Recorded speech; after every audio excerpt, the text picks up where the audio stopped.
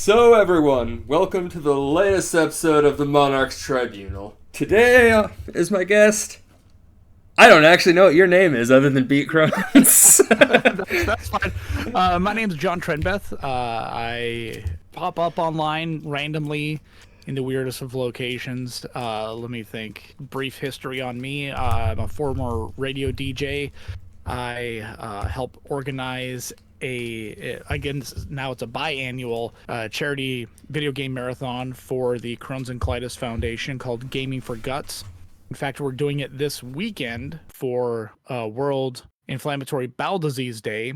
So I'm actually going to be streaming on Twitch at Beat Crohn's Saturday and Sunday for several hours both days. I've been a contributor to some of Brett Weiss's books, done some of the writings on there. Yeah, just kind of all around nerd. I've had a few of my own podcasts in the past, and just happy to get to talk to anyone about any video games I like. So, just happy to be here. But yes, today me and John are going to be talking Final Fantasy VIII.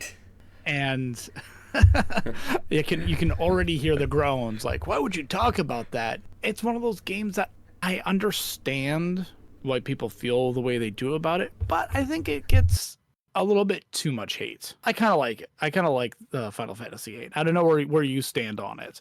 I am a full-blown hater of this one. I do not like Really? Final Okay. Fantasy VIII. This will be a fun conversation then. When did you first play it? Did you play it when it first came out? Around when it came out, because the PS2 hadn't quite dropped yet. So I think Okay. I was a little after it came out, but yeah. Okay, I was a day one buyer. I had it reserved. I couldn't wait to play that game. So at the time, I grew up in North Dakota, and I lived like an hour and a half away from the closest gaming store. So I had to buy the game, drive back home before I could play it. So like I didn't even get to sit in the car and like look through the manual or anything like that because I was an adult at the time, driving an hour plus away to just go buy my video game. So, getting home and playing it was exciting. Out of curiosity, what were your thoughts on it when you played it? The first time I actually played it, it was kind of hard for me to care about a lot of the characters to start with. Like, I did not like Squall. Okay. He annoyed me so much. He is a broody teenager. I get it, like no one wants to be around that usually. Just whatever. Just like especially now having had kids that are in their 20s now, it's like, oh no, I get it. The I don't want to hear you go whatever. Like I'm trying to get away from that in real life. I don't want to see it in my game. Now I get the feeling that I'm probably a little bit younger than you, because this was still around. My parents bought my games for me. Oh yeah, So Even then, I couldn't deal with those people. Whatever, Bruce. Like, just no. Like, I was just gonna say, Squall does kind of come across as someone who should be writing sad poetry in a graveyard in the rain. as I got older, I kind of started to piece together why this annoyed me so much. Like, he's kind of the quiet loner. Keeps his distance. Yeah. The problem is you hear his thoughts, so for the quiet guy, he never shuts the fuck up. That is very true. He does talk to himself a lot, which is cause for concern now that I think about it. And yeah, I guess some of his fellow students are lucky that he didn't get mad at him. So I completely get why this game gets the rap it does. Now, for me playing it for the first time, like, putting in the disc and like, I didn't even see the demo disc that had come out from like PlayStation Magazine, I think. And I think there's maybe another game that had a demo of it. I didn't see any of this. I didn't read any magazine articles on it. I didn't see, obviously the internet wasn't the thing it is now. So there weren't any trailers to really see. I just knew it was coming out. I'm a Final Fantasy fan from the first game, so yes, I'm going to play the new game. And this is the first time I get to play a Final Fantasy game day one. Like, it's brand new, and I'm getting to do this for the first time, so I'm really hyped about this. Seeing that opening cinematic and hearing the song for the first time, to me was a callback to like One Winged Angel at the end of Final Fantasy VII. Final Fantasy has always done is great visuals. So that opening cinematic is pretty cool. Say what you want about the rest of the game. That opening cinematic is like, wow, that just knocked it out of the park. I can't wait to see what this is. And it cuts immediately to that was a training exercise. Well, you went a little hard for a sparring match there, guys. Right? You're cutting each other up. There's blood everywhere. And so, like, to me, like, that's hardcore. And then, yeah, like, I did enjoy the fact that it goes from that to you start the game, like, right after that. And I was like, oh, I like that continuity of what I saw just happening. Here's the continuation of that. I don't know what the rest of it was going on about, but I'm in. I am all about what's going on with this. See, that's immediately where it started to pull me out, is right there at that transition. I'm like, that was a training match? Like, what? It felt a little disjointed right off the back for me. I can see that. And I guess for me, because I was not going to be deterred on, like, not liking this game. I've loved every other game that came out before it. No, I don't want weather updates. Shut up, computer.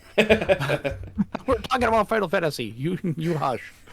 I wasn't going to let anything deter me from not liking this game. And it really wasn't until quite a bit into the game that I kind of started to have some reservations about it. Like, you're supposed to junction your magic to your abilities, but when you supposed to use magic, or what am I supposed to do with this? I think that kind of broke down my immediate problem with the junctioning system. The complaint isn't it's hard to understand. It is a very easy and simple system to understand. The more and stronger magic you junction to a stat, stronger it gets. Mm-hmm. Stats that you can junction to vary based off the guardian forces you have equipped. Mm-hmm. But then you end up in this weird situation where you're like, all right, if I want my magic to be as strong as it can, I have to equip my strongest spells to junction to my magic. Yet if I'm using my strongest spells, my magic stat's going to start to go down. And then you get into this, as most RPG fans are, we like to hoard our items. And when you start making your spells become items, you don't want to use them. I get that reservation. And I just finished a playthrough of this a couple weeks ago. It was kind of funny.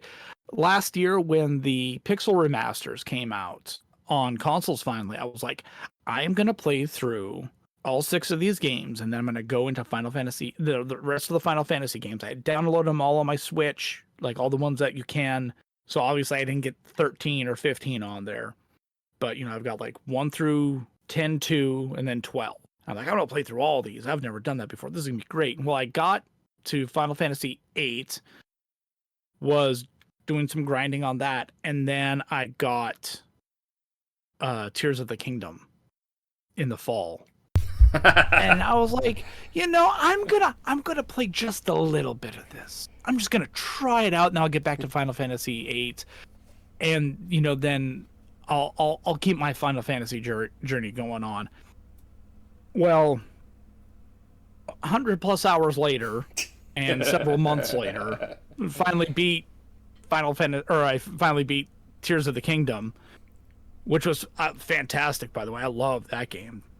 And so I get back into 8, and like I said, I just finally finished that, and I've started 9, and I'm about like 30-40 hours into it right now, I think.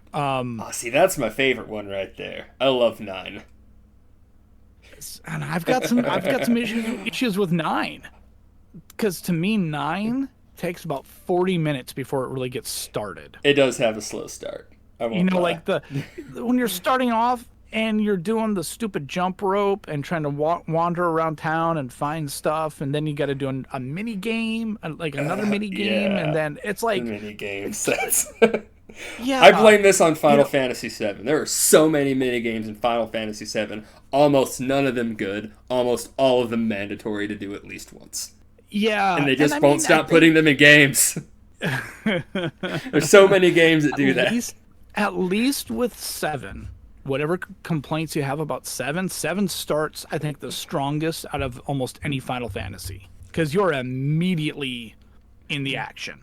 You're immediately playing the game the way it's supposed to be played. You are fighting guys. You're learning about how to use your materia.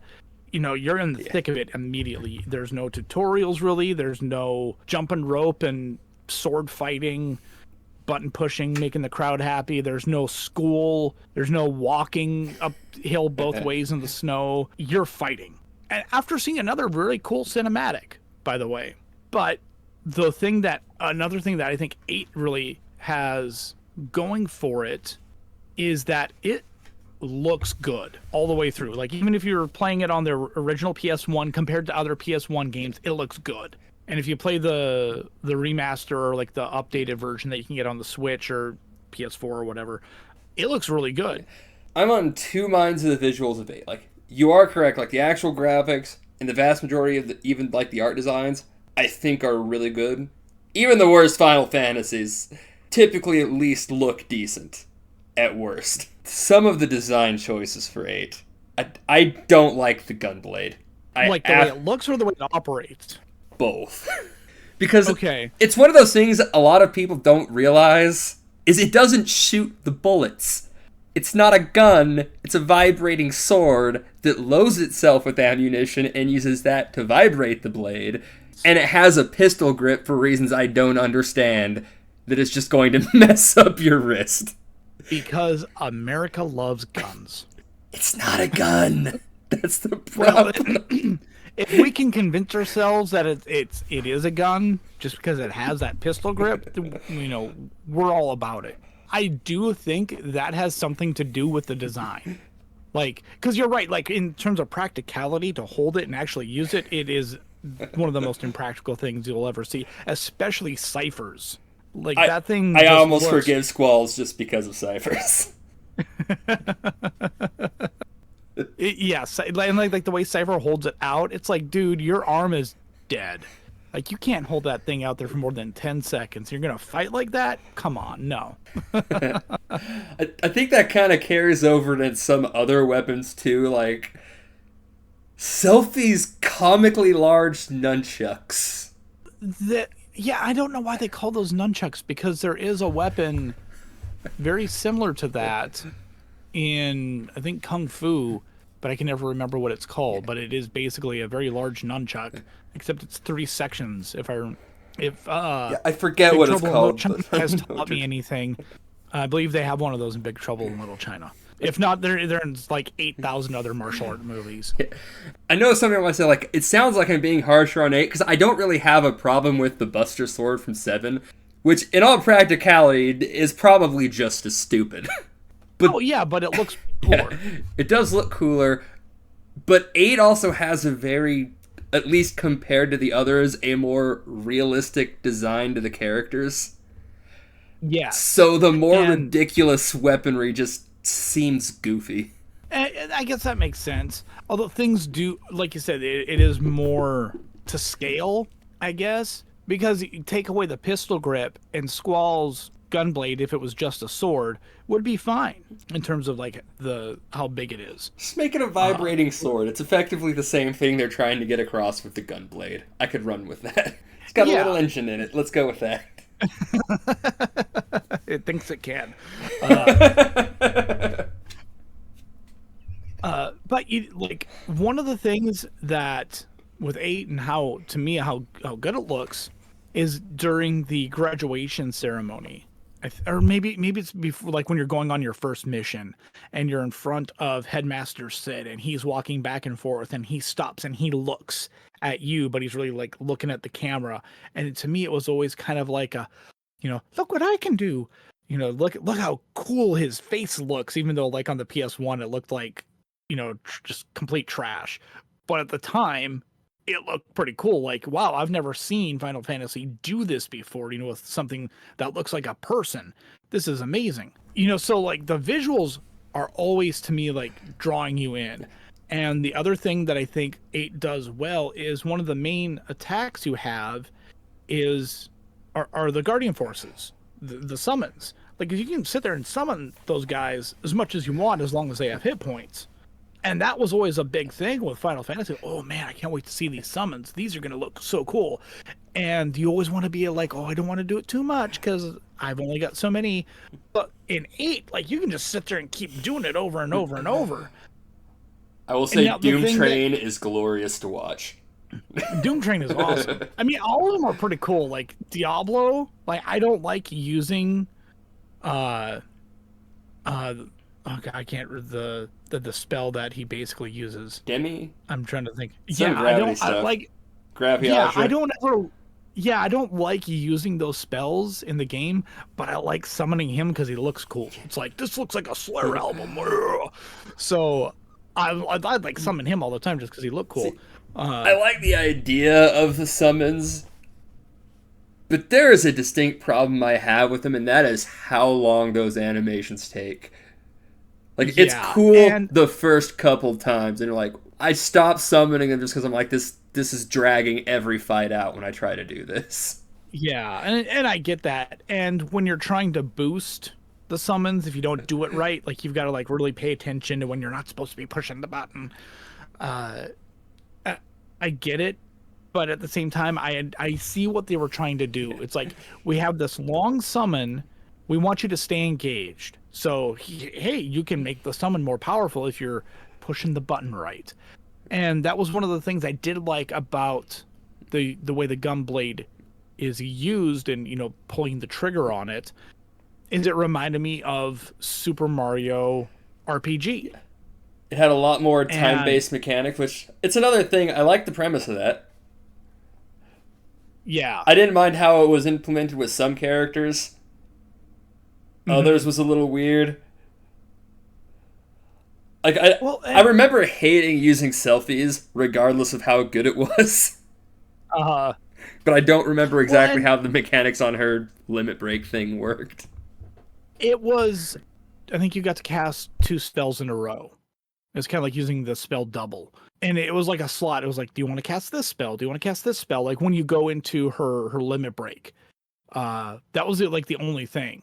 Because I think Squall and Cypher are the only ones that can do that trigger. It's something unique for each character. Like, Zell had his inputs for his attacks. She was a slot machine. For when they go on their limit breaks. Yes. I did like how each person had their own unique way of handling it. Yeah, and selfies is dumb. Yeah, it's just like, choose a spell to cast. And it's like, no, go away.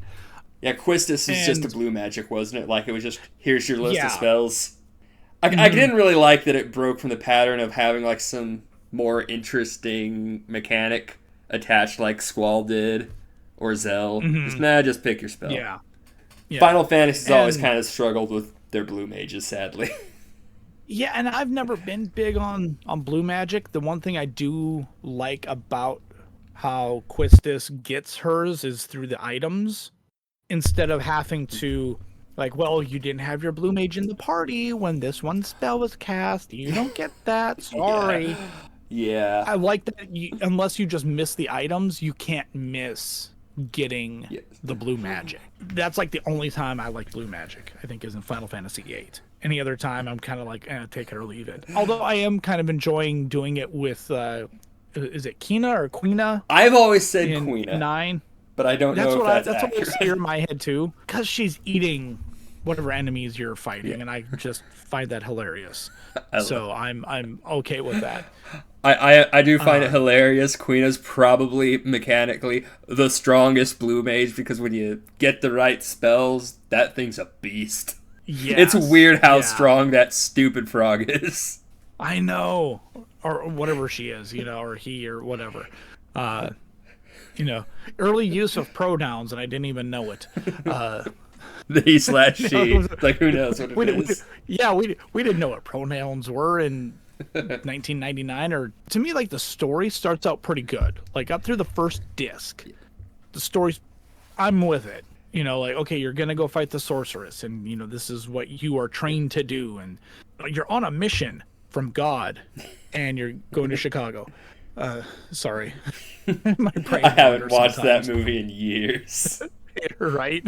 I need to sit down and watch Blues Brothers again. I mean, yeah, and for anyone out there listening, don't watch the Blues Brothers 2000. Just stop at the first one. It's fine. If you think Final Fantasy VIII is bad, go watch that. And you'll feel a whole lot better about Final Fantasy VIII. But like when it does start to get into the whole like we all knew each other as kids, but we just don't remember because of Guardian Forces. God.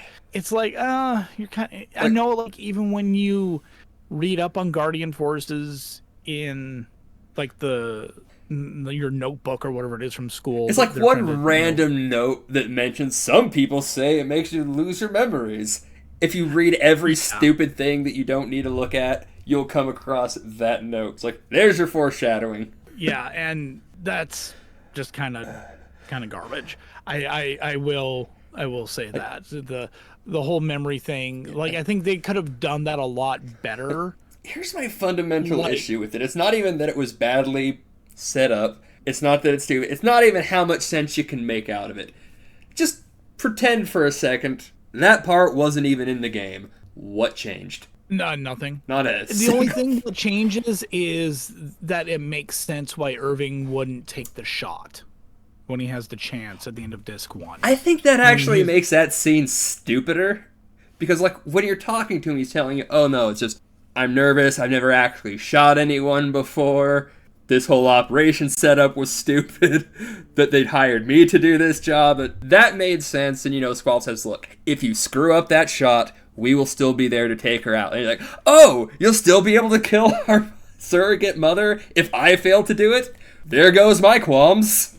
Yeah. Yeah, well, once you put it that way... It gets even dumber because of the memory thing that didn't need to be there. Well, and I can kind of see that. I can kind of see that. Like, I don't even care that much about the oddity of when you look at, like, the logistics of how he's set up. He's trying to shoot her from behind where there's a chair, and in the scene, the bullet's coming from the other direction. I can forgive that. Oh, God. You can poke fun at it, but I can forgive that.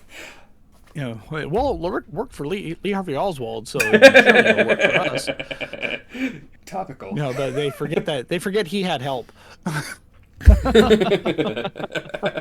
When you don't have the CIA. I never thought to connect that to the JFK assassination, but now that you bring it up, the first thing I thought of when all that was going on was like, it is the JFK assassination. It absolutely is. Except Lee Harvey Oswald wasn't a child. While we're right here, this scene though, because it's relevant to this. Have you heard the Squall is dead theory? Oh yeah, yeah, and I mean it's clearly not true. No, and I know I don't remember who's the director or someone high up involved with the making of the game was like, oh yeah, I've heard that. We never even thought of that. No, he's not dead. Like most video game theories and whatever, we are all proven wrong usually. I don't think anyone really believed that one was true. It was just it weirdly made sense. No, yeah, it absolutely does. Especially with how much goofier the game gets after this point. Yeah, it's like I can see this as a fever dream. And playing through it again, I thought the introduction of Ultimecia was much later in the game, but it's like pretty much right at the beginning of Disc 2. It's much earlier than I remembered it being. So that made me feel a little bit better about that. Like, okay, this isn't necessarily just right out of the blue like most Final Fantasy games do. Like, here's the big bad that you're fighting, but in reality there's someone else pulling the strings back here. Like, I won't fault one for it because it was their first real RPG. I won't give them too much shit for chaos. And Garland being chaos. Because that was a nice twist. Because you didn't really know who the main villain was. You're just on a journey trying to bring the orbs back to life. In Final Fantasy IV, And I guess really in Final Fantasy III is the first time they really do set up that trope of, you think you're fighting one guy, but oh no, here comes the Cloud of Darkness, and then here comes Zeramus. I think that's why 6 and 7 are so strong, and maybe even 5, is that your villain is set up pretty early. You know who you're going after. No. This is something I'll bring up in relation to 6. This is something I am very sad is lost to time. Everybody these days knows Kefka's the villain. It wasn't. Yes. You didn't know that when you picked that game up the first time. He was the lackey of the villain. The guy the villain sent to do his dirty work. Who is this dork I have to keep fighting? Why is the court jester bothering me right now? Go away. And then once you get to that point, it's like, oh, okay, you're the crazy one we got to deal with. All right. This is something I said to Bill on a Gamer's Look at 40 in our interview, and I don't know if he's going to use it later in the Final Fantasy VI episode or not, but I'll reiterate it here, is my problem with 6 is like once you reach the World of Ruin, the story kind of ends. Like, all you're doing now is a fetch quest to get the band back together, and the story just kind of halts and pauses until you go fight Kefka. Hold on, how much time do we have here? Because I don't know how much we should go off on this tangent. I don't know how much free time you have at the moment. I got like 20, 30 minutes. Okay, yeah, we'll save that tangent for another day then.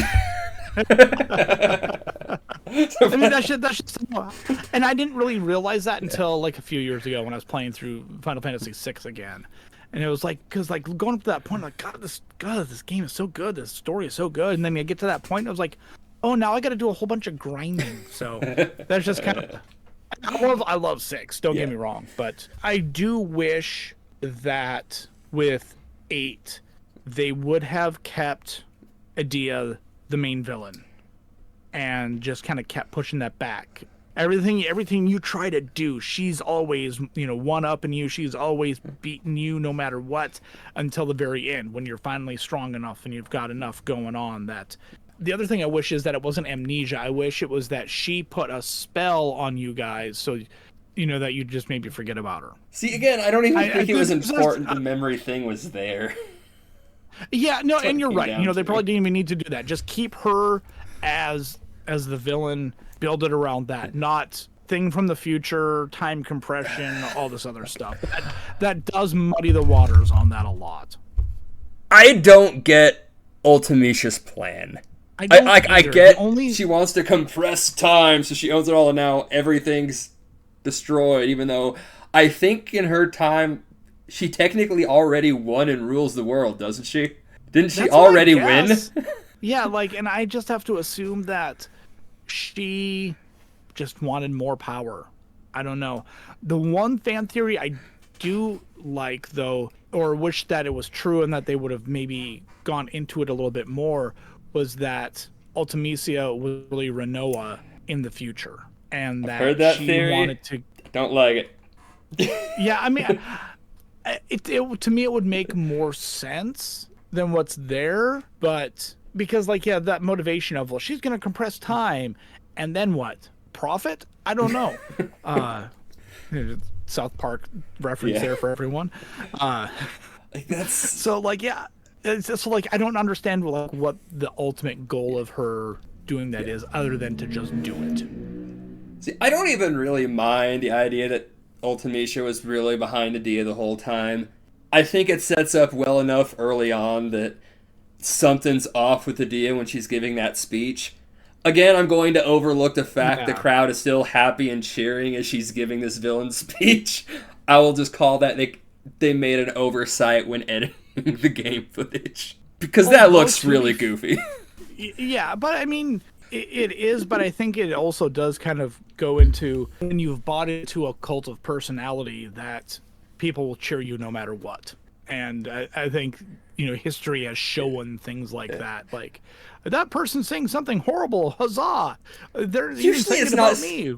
Usually it's not what she's saying directly about you. Well, that's where you're kind of like, okay, she's not that charismatic, people.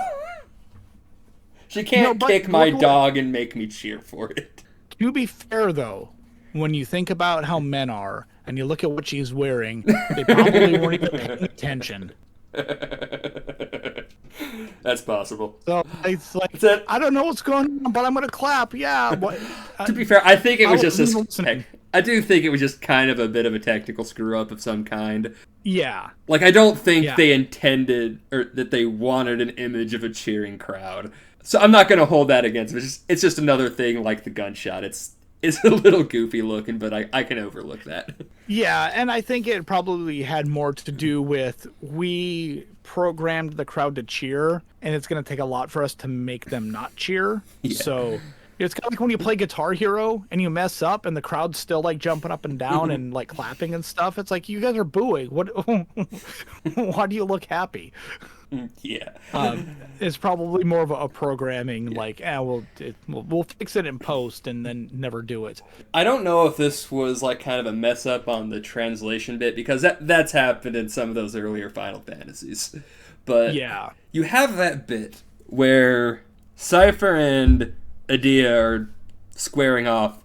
You know, she does the thing where she questions his manhood for some reason. He's like, I'm a man! And then goes off and joins her. Shortly after, everyone's talking about how he's dead. I'm like, he's not dead. You saw him just leave with her. Why is anyone working under the assumption Cypher is dead right now? And I'm trying to remember if they saw him go with her, or if they thought that she kidnapped him and just assumed that she killed him. Squall was definitely there when she questioned his manhood. I distinctly remember that. It has been so long since I played, so I could be wrong, but I'm pretty positive that happened. Yeah, I couldn't remember, like, even though it wasn't that long ago when I played it, it's not fresh in my mind to know whether or not, you know, he was there or not. If he had been knocked out, or I do remember, like, when everyone's talking about it, I think Squall has some thoughts about, you know, Cypher's really dead. And because I think they were playing off the assumption that she took Cypher, like everyone else was. And Squall, being a Squall, not wanting to talk to anyone except himself, wasn't going to say anything. And just was like, oh, they think he's dead. Okay, fine. I guess he's dead. Until they see him later on the broadcast. You know, I was just trying to think of, like, the things that I do like or dislike about the game. And something that I did not like was the scaling enemies with your... You know, how they get stronger as you get stronger. I could have done without that. See, that bothered me because I don't remember the game telling you that happens. I think it's in the manual.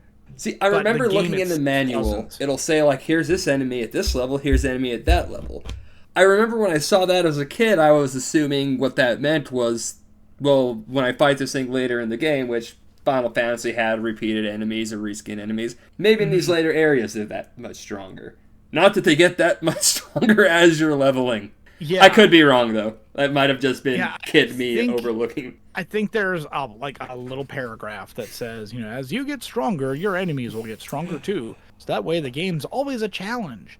But I did not care for that very much. And I'm really glad they did not try to stick that into any other game.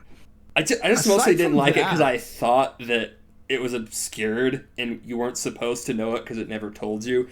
And I've always hated when there's mechanics in play that the game doesn't explain to you, and you have to just figure out how the game plays. You know, there are some things that I do remember doing, like with the junction system, that's like, man, I really wish they would have explained some of that a little bit better, like on how junctioning certain attributes or like certain spells onto different attributes would help you. I'm not even trying to remember what it was. I think it's maybe like equipping aura to one of your stats. It's like you don't want to. You want to equip it you don't want to just do it automatically. You want to go in and manually put it somewhere. And I'm trying to remember what that was now, and I didn't bother to look it up on my last playthrough. I was like, I don't care. I'm boosting through everything. You know, I'm turning on no encounters. I'm turning on infinite kill. You know, I was just trying to get through it. I'm not. What did you think of Triple Triad? Hate it. I like Tetramaster out of spite for Triple Triad. And I don't even like Tetramaster, honest. I think Tetramaster would have been better if they got rid of the ridiculous stretch of the random rule. Because your numbers didn't matter in Tetramaster. The randomization was so great it didn't matter. When you get into that, yes. Yeah. But yeah, for a triple triad, I liked it. Like, especially the first time I played it, and I've played through 8 a few times, mainly because there was some good action replay codes that you could use to where you get like 100 of every item right away, and you can always be in limit break mode, and like, you can just you don't have to draw anymore. Exactly. You've got items. You just need to, as soon as you get the refine items ability, like, you can start making your magic or whatever. And that is one thing that I didn't do in my first playthrough, like, until I really started to do that. I was like, oh yeah, like, you can take your items and you can refine it into magic. I don't have to draw everything. If I use a spell, I can automatically go and make another one through some shenanigans. Like, okay, if I take this and I turn it into this, and well, okay, now I've got this spell, I've got 10 of those, now I can refine it into one of these, and now I've got 10 of that spell, I can refine it into one of those. There's some tedium to it, but there's not, it's not as detrimental as like, well, I use this spell, when am I going to ever see it again? So you've at least got that option, and you can customize each character a little bit with that. But you've really got to go in and want to learn how to do everything. And like you said, it's a lot of busy work. It's a lot of tedium. I'm pretty sure that's the moment I realized I was going to hate that game, is when I started realizing how much I was drawing magic. And, and if you don't have a guide, you are doing it via item, it's the more efficient way. If you don't have a guide, you don't know what to get. You don't know how to find these items. You don't know what cards to get to refine to magic until you do a bunch of busy work and grinding to get those. Now, if you like Triple Triad, playing that game for magic is fantastic, because you're actually enjoying the process of getting the cards. Yeah, because you can get Squall's best weapon before the end of the first disc doing that. If you hate that card game, though. Oh, yeah. There is no good way to do it. The tendency for RPG players to hoard items, and now you're telling me I've got to get rid of some of these cards that I don't want to get rid of in order to get these items to make these spells that I don't want to get rid of. Like, do you understand how much anxiety you're causing people? There are probably people who have to go to therapy because of Final Fantasy VIII making them get rid of things. Like, what? Hey, I need all of these items and cards for the last boss. Don't you understand how this works, Final Fantasy? You've been doing it for, how long now? You're the one that told me that I'm not supposed to use my items. You see, there's another weird thing with how all of that works, too, because, like, the moment you start to realize how the junctioning works, you don't want to use magic too much without dropping it. If you do like I did and just go, okay, I'll just put my stuff on physical for a while until I find a reason to use magic, I never found an actual reason I would need to use magic in that game. It's like the system actively discourages you using most magic. That's true. The time that it can be handy is when, like, let's say you've upgraded to your Firaga, and it's like, okay, I can use a Fyra spell, or like one of the lesser spells that I don't have junctioned right now, just because I know that this is an elemental boss or enemy that I'm fighting. This is going to come in handy for a second just to do this. But you're right, though. For the most part, just doing your regular physical attacks with good junctioned magic is almost more beneficial than trying to use the magic itself, or using the items that you've got in your inventory that can act as those spells. But again, you've got to use the items and raise your anxiety levels up to 99. No, that my anxiety stat is maxed out. What's crazy is when you actually learn there's a few tricks you can learn that trivialize the entire game. Like, I didn't even think to do this growing up. I didn't hear about this until years later. You can junction Demi to your attacks for one of, like, the status effects ones. And the more Demi you have, the higher a percent per attack your attack will take off of their life. Yeah. You can just max that out and just do max damage every swing. Mm-hmm. Yeah, and then the only problem is that character can't And I don't think they can kill the enemies then, though, can they? Someone else has to come in and actually finish it off because Demi only takes a percentage, not... Well, the percent is equal to the stack. If you have 100 stack, that's 100%. Oh, okay. Okay. But, Now you that I can't don't go think I above do. max damage. So it's Yeah. every shot's just max damage until it kills him. Okay. Well, that is a handy trick to learn because you can get demis pretty early on. And if you just do the automatic magic, or like, I'm sorry, the attack stat, I don't think that attaches on. Yeah, like, it's not attack. It's one of the two stats that aren't the stat buff that attach. Because you got the elemental and the status effect. I think it's the status effect when you put it on. I forget. Okay. But Yeah, and it's like think about how many hours it took for people to figure all of that stuff out. Like, how much do you love that game that you put in the time to figure out all of the cards, like who's got the cards and what are the stats that you get in the cards from which players and which... And I know, like, some of that stuff is in the strategy guide in terms of, like, what cards turn into what items. And I think it even tells you when you have the cards, like, when you go to turn them into items, like what it turns into. But just, there's so much in that game that people have figured out through much trial and error that I was never going to try. Even, like I said, even though I like the game, the tedium of it is a bit much. Yeah. Like, it's a mix of the tedium, and again, I'm one of the guys that immediately did realize my basic attack was just as effective as using magic, so all those systems I found tedious, and the entire game I was just hitting attack. Yeah. What did you think of going back and forth between Squall and Laguna? I mean, my initial response is I hated both of them. I hated Laguna less than Squall, which apparently there's a lot of people who hated Laguna more, but that surprises me. Almost everyone I've talked to has said if the game was just Laguna, I would have loved it more. I don't like either one because of them. I think they liked the fact that he was just kind of an idiot. and a lot of people can relate to that. Like, why are you listening to me? Why are you guys following me? Do you see how stupid I am? You see how big of a dumbass I am? There's a good way to write an idiot. Doing? Like, I might get shit for this. I don't like Xenogears, but I've never played Xenogears. Oh, well, someone's gonna get irritated at me for saying that.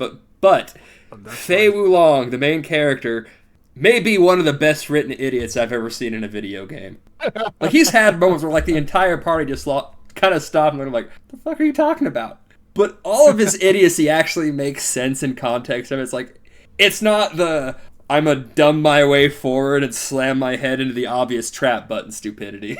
He feels like a genuine idiot that's out of his depth here.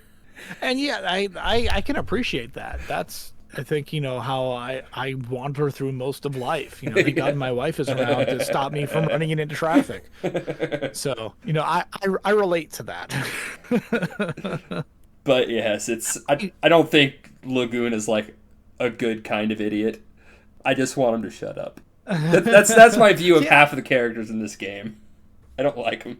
I remember really liking Zell the first time I played it, but this last time I played it was like, oh wow, you're kind of dumb, like in a bad way, and I don't think I like you. Like, you're always yelling and shaking your fists or acting like you gotta shit your pants. I mean, like, dude, come on. I'm actually right there with you. I did like him the first time I played that game. I tried playing through it again a couple of years ago. I did not make it far. And I don't know why I didn't hate him as much as Squall growing up.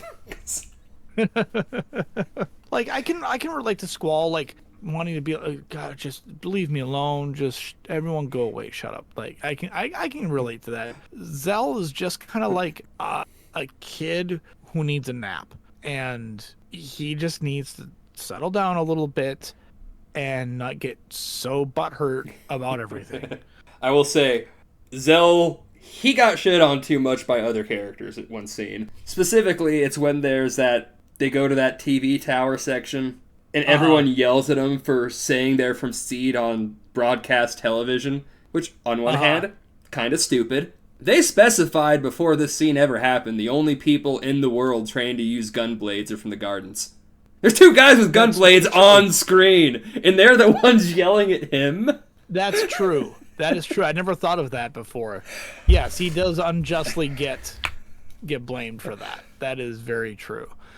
Zell, I mean, he has his moments. He does have his moments of like, okay, you're trying your best there, guy. You know, I get it, but just dial it down a couple notches. The one character that I was like, you're kind of useless is Irving, really. To me, when he gets brought in, everyone else is like so established already. In my mind, at least, it's like, okay, you're this extra character that doesn't need to be here. It's kind of like what's his name, the flaming Armament or Amaranth, yeah, on 9. Yeah. It's like I just dealt with him like coming in. Look, I really like him. I do not care about you at all, there, guy. Like, you've come into this so late. I like all these other characters for various reasons, and you're just coming in to mope around a little bit with your big red helmet. But no, like, I really liked Amaranth. He didn't really need to be there. Him a little bit. No, I think he's there just to be a monk. Yeah, he's there to be a monk. That said, for 8, I'm going to ask you a question. What character is really needed there outside of Squall and Renoa? The entire cast, I think, is pretty superfluous. Yeah, I think Quistis, maybe, I don't know if she needs to be there, but it makes sense just because of the relationship that she has with Squall. But outside of that, everyone is, just like along for the ride. And because it is weird when you think about it. Like, Selphie is kind of happy-go-lucky, and she's just kind of everyone's friend. But do any of them ever like really get along? Like, Irving's trying to screw all the girls. Everyone's trying to get Zell to calm down. Everyone's trying to get Squall to open up. And that is one thing. Like, when this game came out, I do remember like one of the few things I heard about was that it was going to be a love story, and it's the same kind of love story that I feel like Attack of the Clones is, where the people writing it have never been in a relationship in their lives and didn't know how to make that work. Because like in 9, the relationship between Zidane and Garnet it's a way better build up than what we get in 8. In 8, it's like, I don't care. I can't live without you.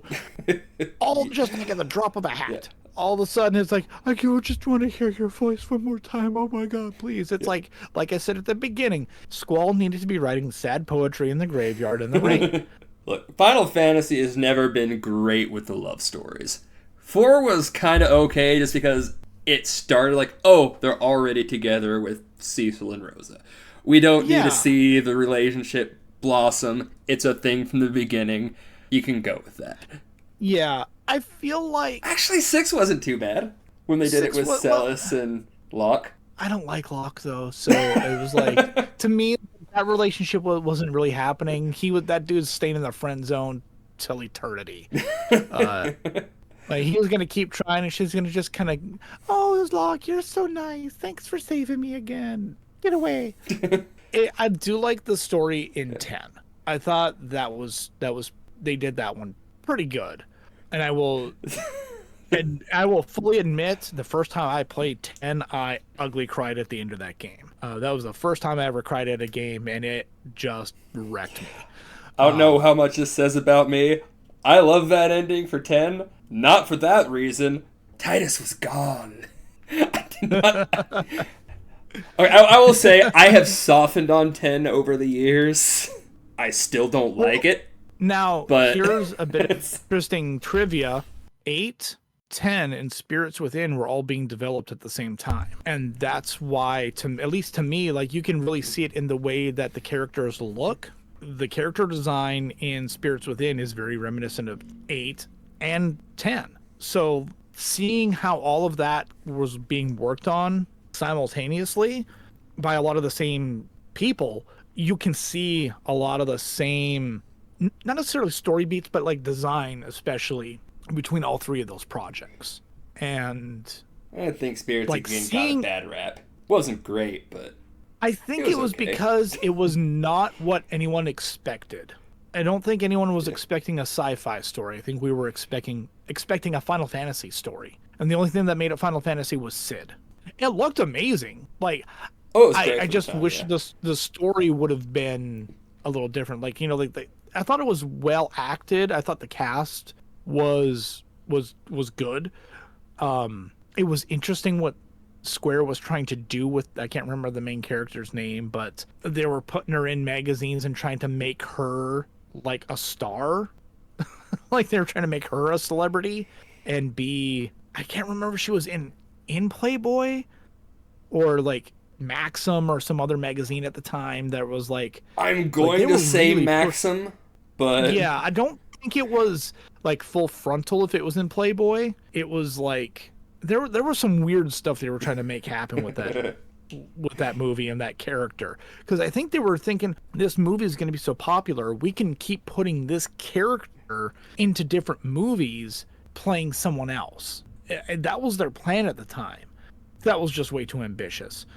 It's just unfortunate that they tried to make Final Fantasy something that it maybe shouldn't have been by making that a sci-fi movie. Like if they would have stuck with it being like something that was, you could have looked at as being a Final Fantasy game, that would have gone much further to make that a better project.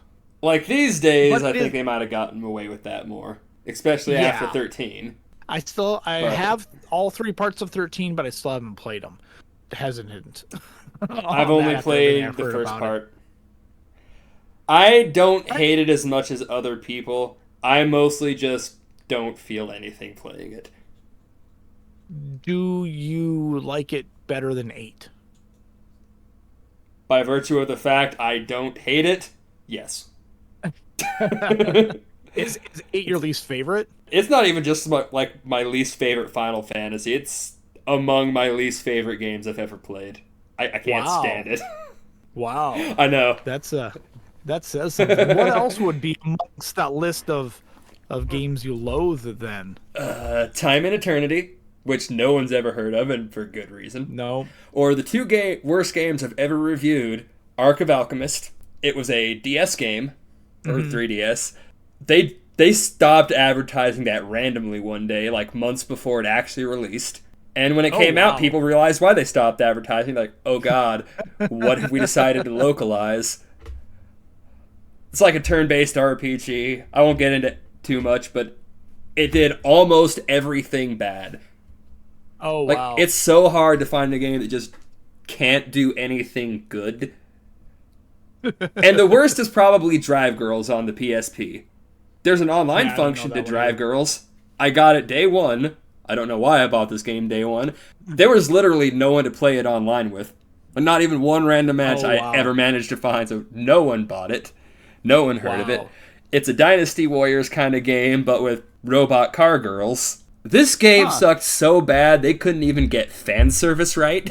Oh. Like, all you gotta do with the fan service, like, okay, you're gonna have, like, pretty girl car robot things, but all of the fan service things are just, like, brief bits of text. So you're like, your gameplay sucks. Your art design and story are all terrible. You advertise this game as some kind of, like, sexy fan service thing, and you can't even do fan service right. Why did you make this game? I am impressed, honestly. Yeah, that sounds pretty terrible. See, and I'm pretty lenient. I mean, okay, just I don't know if you've ever played Time Lord on NES, but I like Time Lord on NES, so that just kind of tells you how bad my taste is. So for anyone out there that's ever played that game, you'll go, "Oh God, I don't want to listen to anything you've got to say there, guy." I didn't play Time Lord, but I played Digimon World 2. And I loved that game. I don't know if you played Digimon World 2. I did not. I didn't get into any of the Pokemon or Digimon games because, to me, like when those were all coming out, those games were for kids, and kids can get off my lawn. So, which is a mentality I still stick to this day: is the kids can stay off my lawn. That's like Digimon World 2. If I were to apply any semblance of objectivity to that game, it's awful. It does so much wrong, but I love it. I can't really explain why I love it. I mean, we all have those games where it's like, hey, like Time Lord. I got it for Christmas randomly. Didn't ask for it. I asked for Battletoads. I got that. I did not ask for Time Lord. I did not ask for Captain Skyhawk.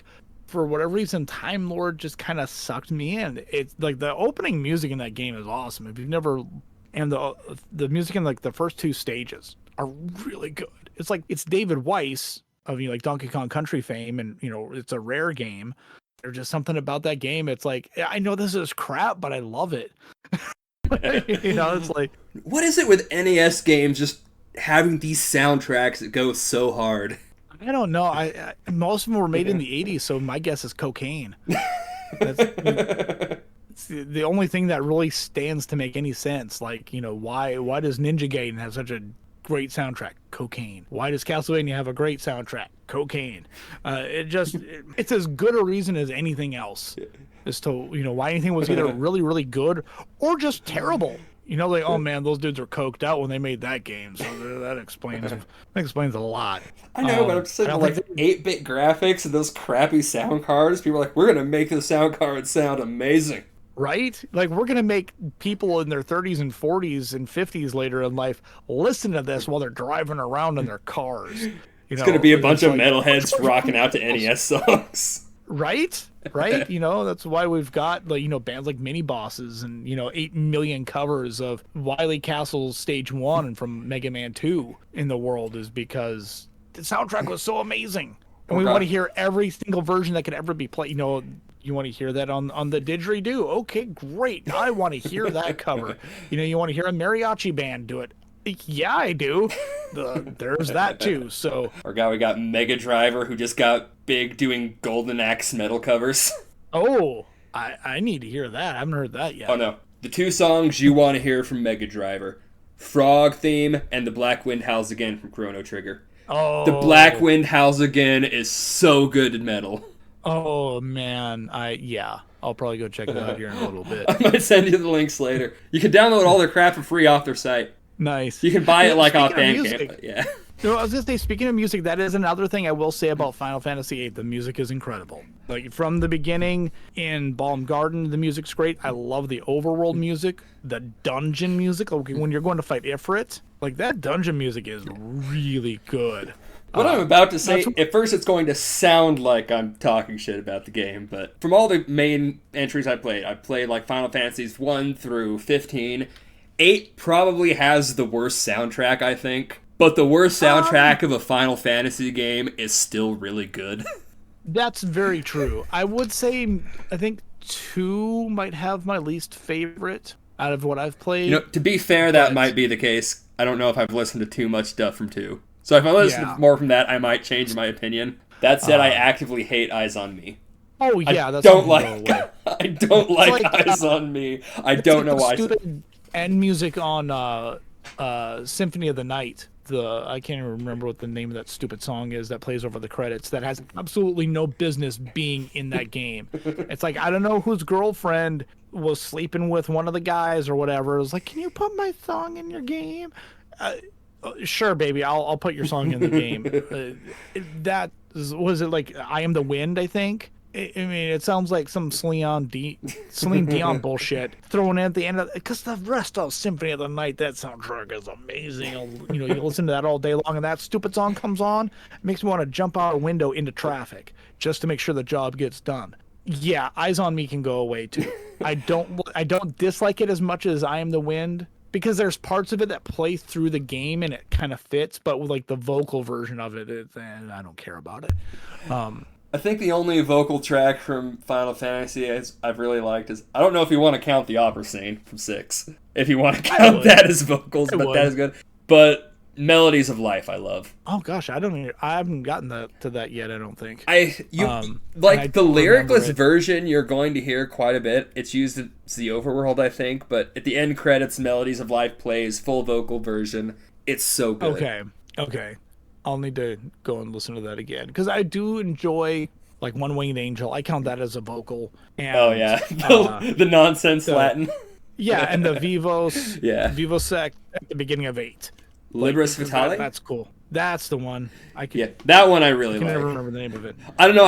When I hear just the Latin, my mind doesn't register that as vocals, because they don't care what they're saying. I think they've even said the Sevens was just nonsense Latin words that didn't mean anything. Probably. I mean, it's like that Tool song that's basically a grocery list sung in German. And I can't remember the name of that one right now, but it's like the grocery list of the devil or something like that. But it's singing in German, so it sounds like, oh man, there's some evil shit going on here. I better, I need to go to church. But it sounds cool, and I think that's what you get from One-Winged Angel. Yeah. For sure. I don't care what you're saying. It sounds cool. It sounds like most death metal. I don't have any idea what you're saying, guy, but you're growling and it sounds cool, so just keep doing it. Cannibal Corpse I don't know what you're singing about. If I read the lyric sheet about what you're supposed to be singing about, I need a bath. Although, just to get off on another quick tangent there, lead singer Corpse Grinder is like the nicest guy in the world. He goes and wins toys out of crane machines and then donates them to children at the local hospital, whatever city they're playing in. So he's cool. Final Fantasy VIII, it is absolutely divisive. It has it, like I said on Twitter a while back, and I think that's what sparked this conversation, was what it does well, does very well. But the things that it lacks in, it really kind of lacks in. So I think like the graphics, some of the gameplay are really good. The summons look great. The music is great. My dog is barking. Some of the innovations it has, like being able to drive cars, you looking like a little miniature version of yourself on the overworld, and like the scale of all of that. Because like when you get like towards the end of the game and you're in, I can't remember the name of the big city right now. Future Esther, I think. Yeah, like that looks amazing. Like you've never seen anything like that in a Final Fantasy before. Like how intricate all of that is and how huge it is.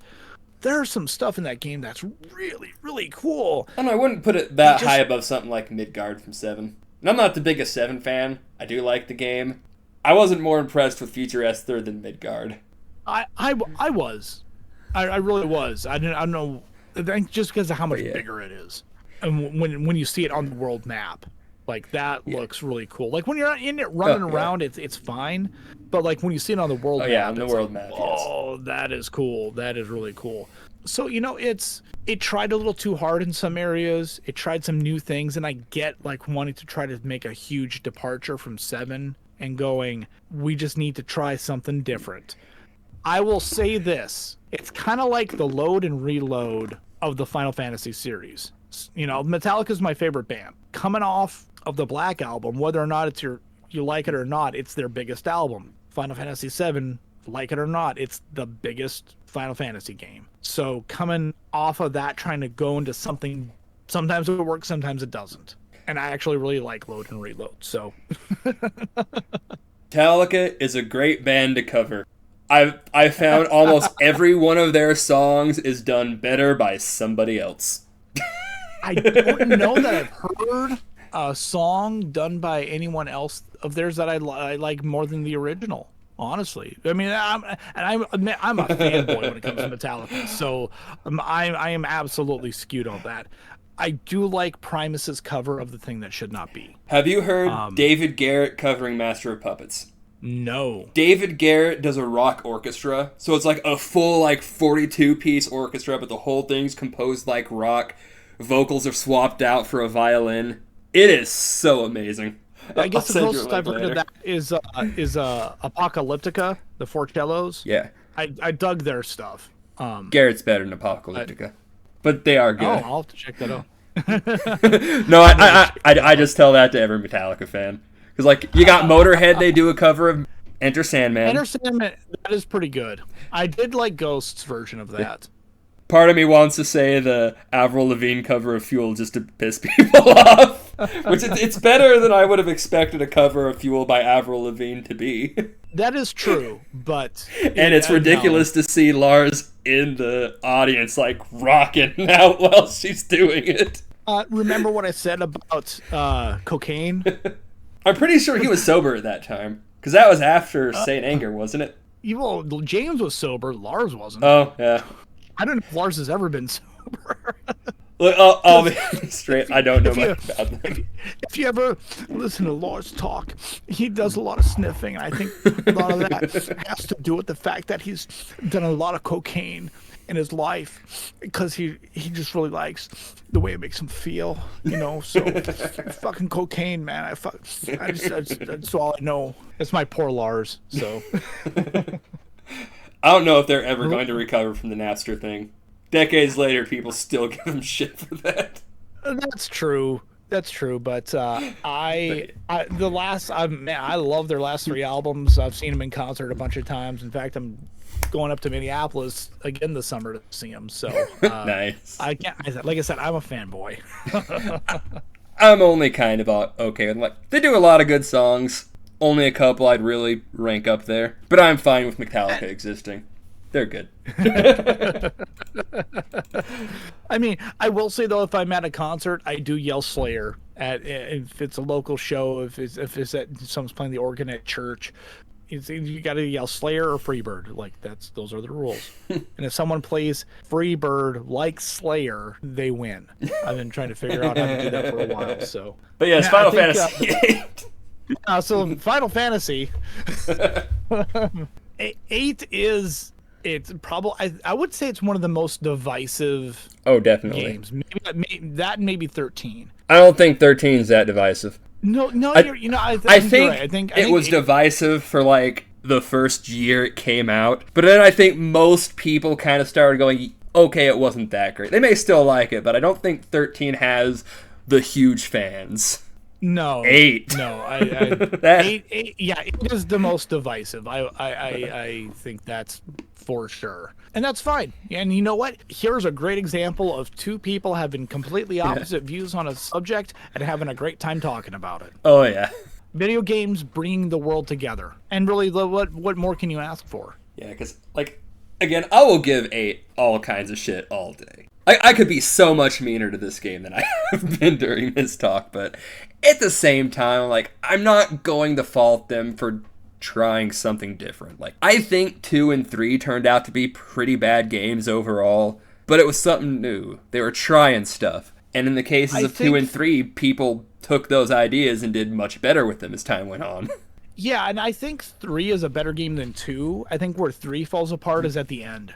With the going up into, like, was it the Crystal Castle or whatever it is, like going through that whole series of the last dungeon that's like 2 hours long without being able to save. Yeah, look, I'll be straight. I didn't beat 2 or 3. I tapped out of those 2 games, but I've heard the horror stories. I've played through them both. They're much easier to do with the pixel remasters. So if anyone out there is going to try to play those, that's what I would suggest.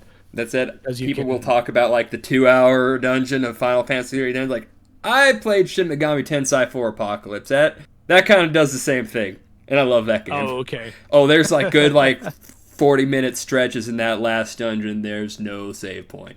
And I don't know how familiar you are with Shin Megami Tensei, but those games can be brutal. Not at all. I've heard that. That's about all I know about them. There's a thing known as the Mega 10 moment. That is, like, the Mega 10 moment. Now, by and large, any SMT game is, like, 95% fair with its difficulty. There's going to be that moment.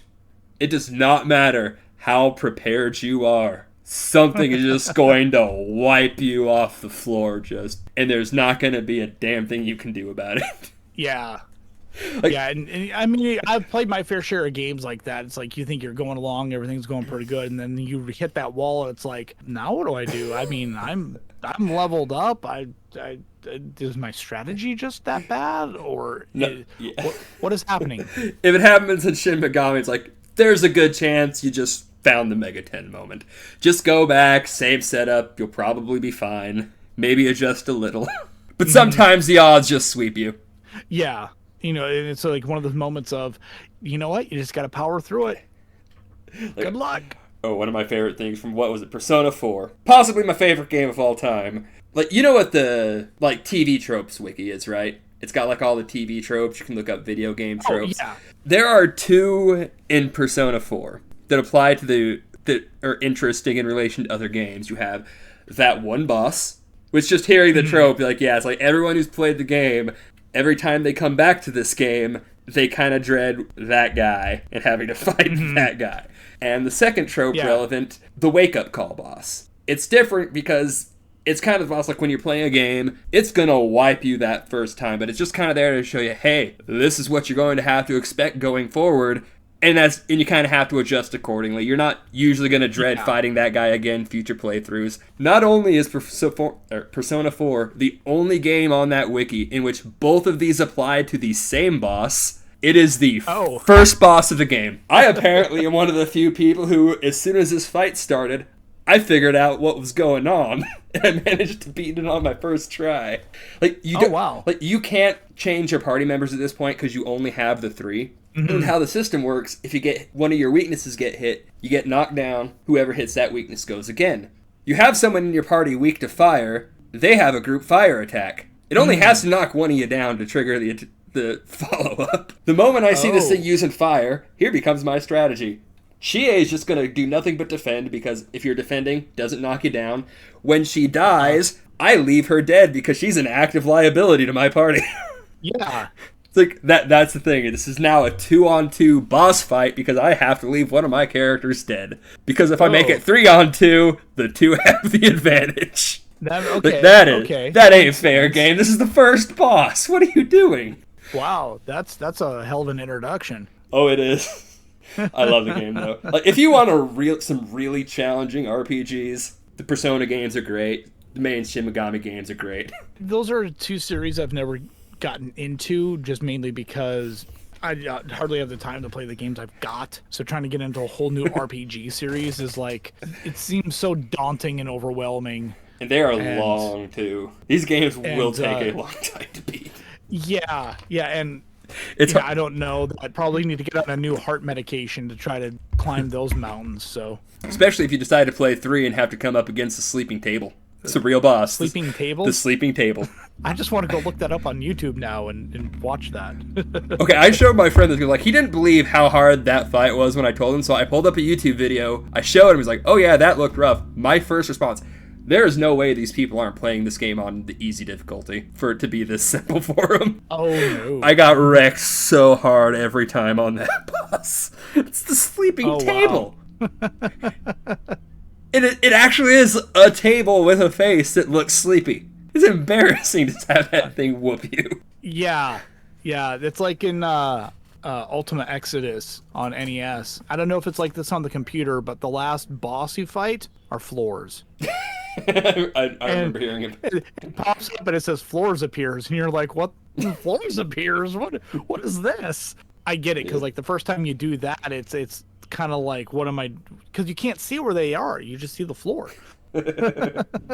So I think that's as close to that as I can understand, except for maybe in Splatterhouse when the room attacks you, like the furniture comes alive and like the paintings come off the wall and the table jumps out at you, and my dogs were yelling at me, so I think I gotta get heading out. All right. Man, this has been fun. I appreciate you having me along for the ride, talking about the pros and cons of Final Fantasy VIII and all the other random tangents. Oh yeah, absolutely. What good is a podcast without random tangents? Oh yeah. Well, thanks for stopping in. I'll link anything you're working on once ever the video goes up.